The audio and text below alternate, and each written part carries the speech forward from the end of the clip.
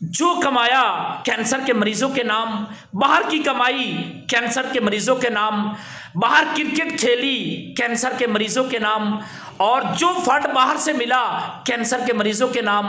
بنی گالا کینسر کے مریضوں کے نام، میاں والی کے اندر زمین کینسر کے مریضوں کے نام، والدہ کی وراثت کینسر کے مریضوں کے نام، باپ کی وراثت کینسر کے مریضوں کے نام، اپنے بچوں کو کچھ نہیں دیا،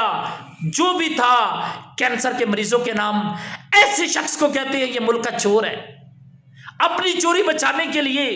کینسر کے مریضوں کے جو فنڈنگ والے پیسے تھے وہ کیس بنا کے جیل میں ڈالا ہوا ہے۔